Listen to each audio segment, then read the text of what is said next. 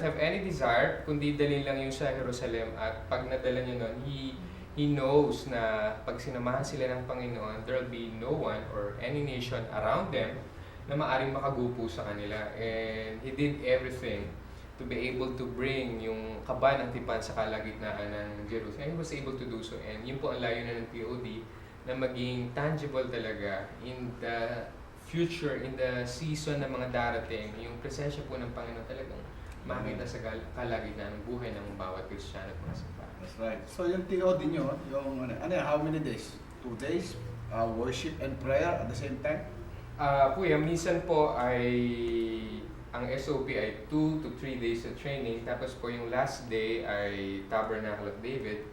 Depende po kung anong available na time and resources and venue. Minsan po 3 hours, 6 hours. Meron pong gumagawa na ngayon na ibang churches po kuya na dire-diretso pong 3 days. Wow. Continuous po siya. Hindi naman po kailangang marami. There are just people, 2 or 3, who have committed their time, 1 hour, 2 hours, to worship, to pray for specific prayer items for that time. So, it involves everyone in the church. Hindi po kailangang marami na malalaking gawain talaga. But everyone, 2 or 3 committed na members ng church will be able to do this. Maganda yan kasi hindi lang kayo ang gumawa, later pag-alis nyo, sila na. Opo. Sila po magpapatuloy. Thank you very much. Ikaw naman, Pastor Day, ano naman yung pinagagawa mo ngayon na talagang galit na galit ang kaaway sa iyo eh?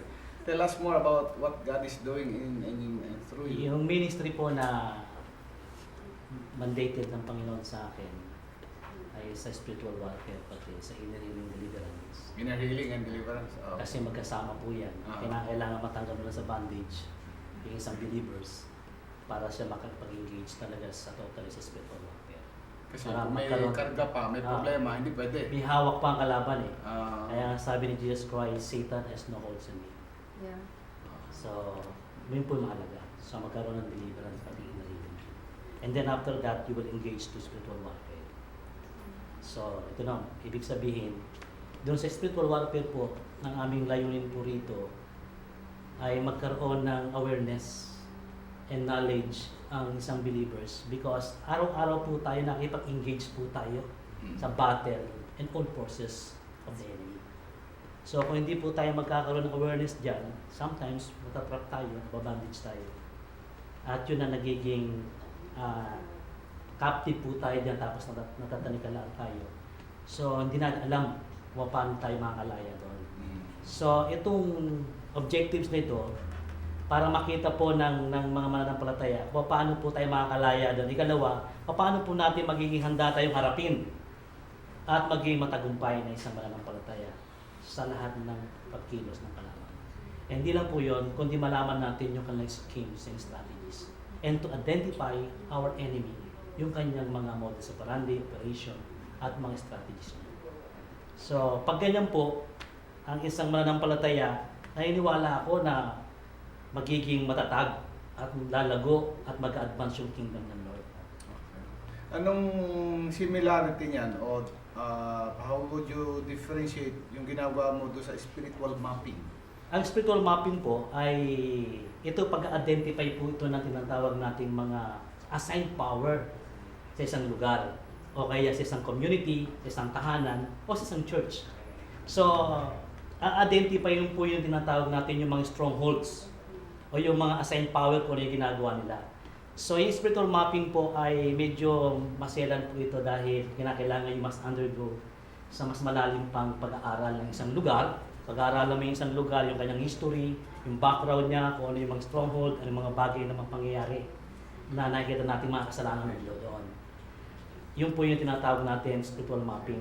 So, at the same time, tapos magkakaroon po tayo ng prayer para makita po natin yan at interest ano po natin sa prayer, matarget po natin sa prayer yung mga tinatawag natin, yung mga assigned power at mga kasalanan at wickedness no, doon sa loob ng isang community o isang tahanan o isang nation para ito ma-uproot at ma-tear down at ma-cast out sila para namang mag-change yung climate bago tayo pumasok doon sa tinatawag natin act of war. Yeah. Kasi yung being the gospel is an act of war.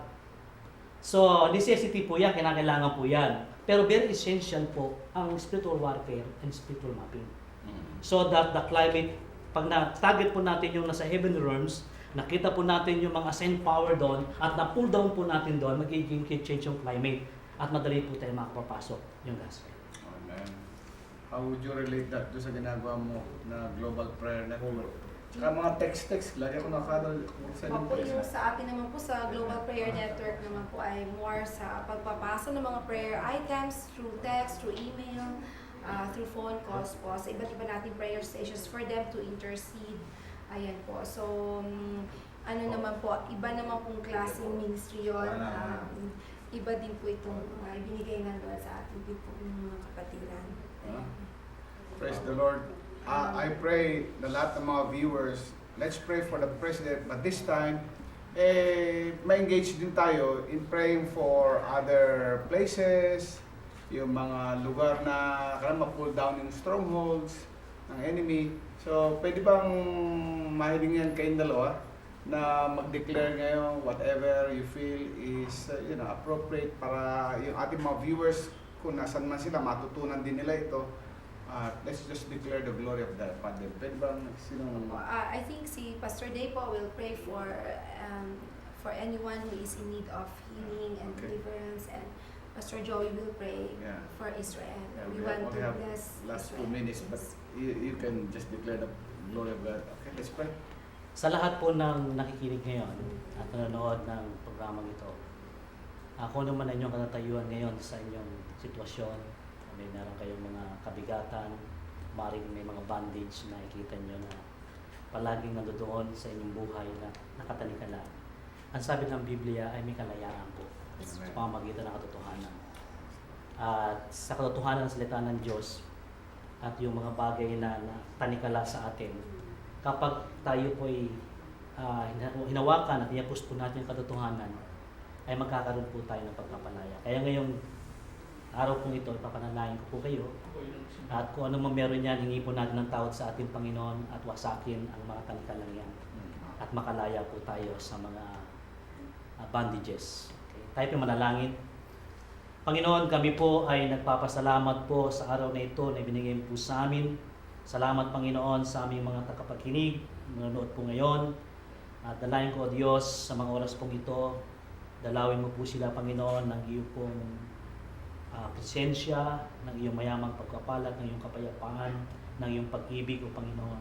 Lord, anumang Panginoong tanikala, anumang mga bagay na maaring mga nanonood problema, o maging mga kasalanan na hindi po nila maalis sa kanilang buhay, o maging mga kahirapan, O Panginoon, na nagdudulot ito ng patuloy na pagkakasala.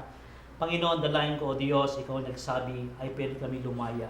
At ngayon, Panginoon, na-address po namin sa pangalan ni Jesus at sa iyong banal na dugo, Panginoon, ang lahat ng tanikala, Panginoon, ang lahat ng mga pagkaalipin, ang lahat, Panginoon, ng mga kasalanan at wickedness, Panginoon, at ang lahat ng mga bagay na mailipin sa iyo pong mga anak at nanonood ngayon, Panginoon, iyo pong hipuin at kapalang kamay. At dinadalayan ko, Panginoon, ang pagpapalaya sa pangalan ni Jesus. Amen. At aking ina-address, Panginoon, at pinuputol sapagkat iyo pong sinabi sa iyong mga salita, ay whatever we bind on earth shall be bound in heaven, whatever we loose on earth shall be loose in heaven, and you have given us the keys of the kingdom of heaven. Kaya Panginoon, aking Panginoong pinapalaya at aking tinatanggal at aking winawasak ang lahat ng tanikala, ang lahat ng mga bandages, Panginoon, nagpapahirap sa isipan, sa damdamin, sa buhay ng mga tao. Ngayon, sa mga oras pong ito, aking dinadalangin, Panginoon, sa pangalan ni Jesus na tiga Nazaret, ang pagpapalaya, Panginoon, sa mga kasalanan, Panginoon. Ikaw nagsabi, kung kami po lalapit sa iyo, hihingi ng tawad, ikaw, Panginoon, ay magbibigay ng pagpapalaya sa Tayong time, so tayo po ay nagpapasalamat sa kanila, sa kanilang mga binagi, at sa susunod po na episodes, till we meet again. See you next episode. See you next week. God bless you. Bye-bye.